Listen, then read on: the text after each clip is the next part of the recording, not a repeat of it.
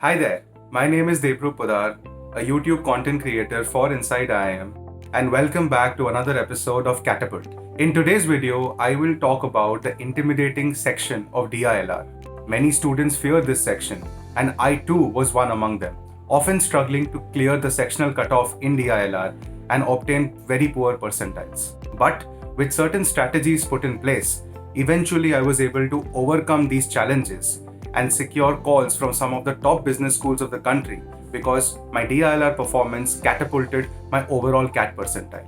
If you are someone who's struggling with DILR today, then this video is for you.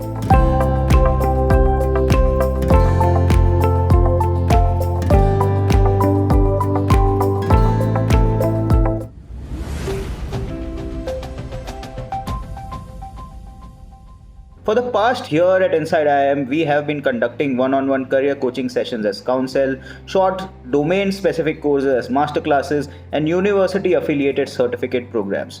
Now, we are extremely excited to announce that we have a new home for all these highly rated programs in altuni.in. So, if you are looking to earn a high salary, get a promotion, switch jobs, click on the link in the description or just visit altuni.in.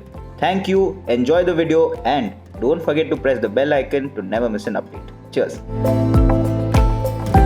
You see a lengthy LR set with double-digit number of conditions given to you, or you encounter a complicated graph, something like this, in the DI set of DILR, and your natural reaction as a beginner in CAT is to be completely bamboozled by the level of complexity that you are seeing in the DILR section. Well, don't worry, you're not alone.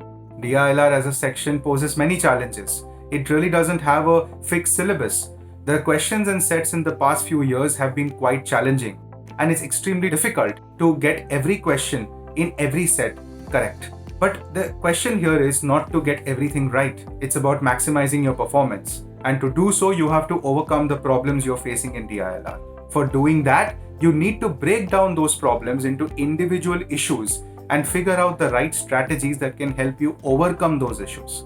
For doing that, I have classified the overall problems that people face in DILR into 6 broad clusters. Starting with the first one, people usually face the issue of not being able to solve more than 1 to 2 sets in the DILR section in the given time of the section. Given if you have 40 minutes to 1 hour for the DILR section, irrespective of that, people struggle to get past 1 or 2 net correct sets in DILR, and that's a major issue. The second thing is that they often get stuck in the middle of a set. They start a set very confidently, but in the middle of it, they probably lose track of the conditions or the calculations and therefore go into a panic mode. The third problem is that they don't know which sets to select. The set selection strategy is something that people often struggle with because they can't really seem to prioritize which is the set or which is the order of sets that they should be attempting in DILR.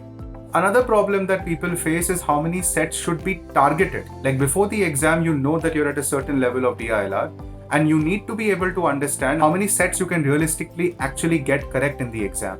A fifth problem that person can encounter in DILR is the problem of speed. Now, sometimes the calculations can be quite intensive and people don't really know how to get over that. So speed could be a very big issue. Another issue could be in terms of the overall difficulty in general. People don't seem to get past the overall difficulty that the section has to throw their way because the sets are in general quite complicated and they often struggle to get high percentiles because of this issue. Understanding these 6 different issues or cluster of issues is important because now I'm going to be telling you the different strategies that you can adopt to help get over each of these issues one after the other.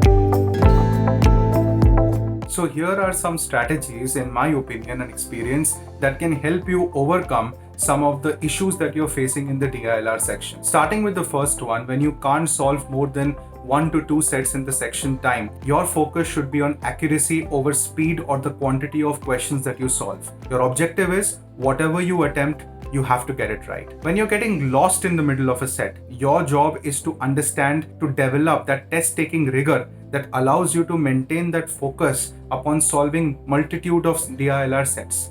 This can happen through your mock exams or through your previous year CAT paper practices. Third, when you can't select the right set to start with, that is, when you're struggling with set selection strategy, your focus should be to scan the entire DILR section and understand and give a priority order to the sets based on multiple parameters, which could be your comfort with a particular topic, whether it's a LR or a DI set, how calculation intensive it is, or if you have come across a similar set in the past. Fourth, when you don't know how many sets you want to target, you have to go back to your mocks specific to the DILR sectional tests and understand how many net correct sets you have been getting in the previous test taking that you have done. And based on that, you set a threshold baseline level, and your job is to get that much or even higher. When you want to improve upon your calculation speed, time is of essence, and therefore you time yourself solving each and every DILR set post your mock exams are done. So you solve a mock paper,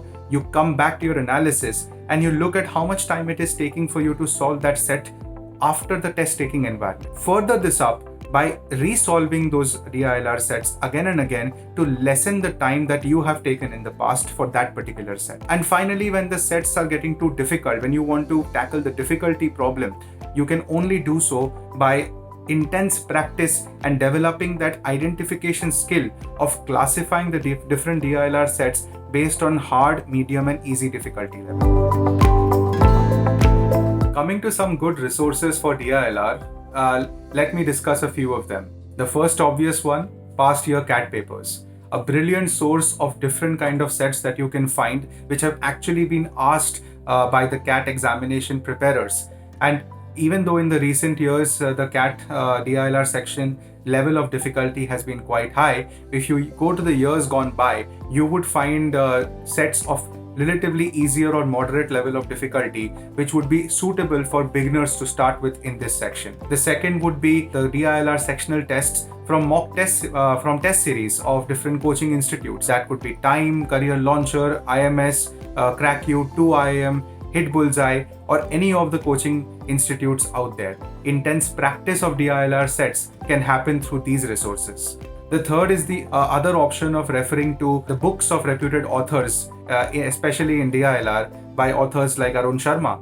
Now, what this will do is that it will give you a streamlined flow of not only understanding the fundamental concepts behind DILR, but also give you a rich source of practice sets where you can develop that test-taking rigor in DILR. And finally, an interesting option is that something that helped me personally was to refer to newspapers. Now, newspapers, most of the newspapers would have the section in the very last pages of it, which would be filled with different types of logical puzzles, especially Sudokus. Solving them gave me a lot of understanding and just kept my mind sharp whenever I would approach an LR problem.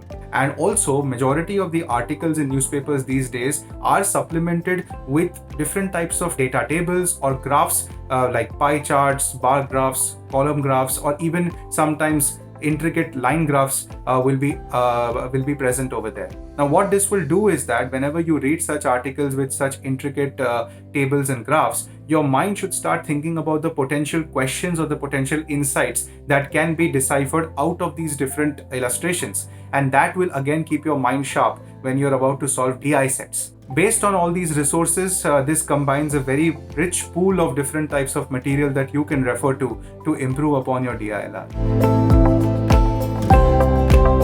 Well, in conclusion, I have no shame in accepting the fact that DILR was the weak link in my CAT preparation. I have scored really poor percentiles in DILR sectional mocks and even had the misfortune of missing out on a call from a coveted B school because of not clearing the sectional cutoff in DILR. But I didn't let these setbacks deter me from my overall goal of maximizing my CAT percentile in all three sections put together. And I'm sure that the strategies which have been discussed in this video will help you boost your DILR percentile just like it helped for me. Thank you for sticking with me till the end of the video.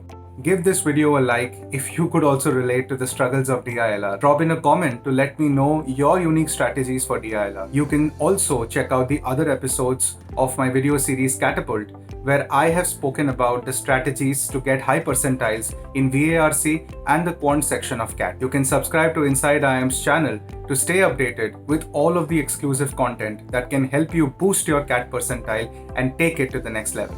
Thank you.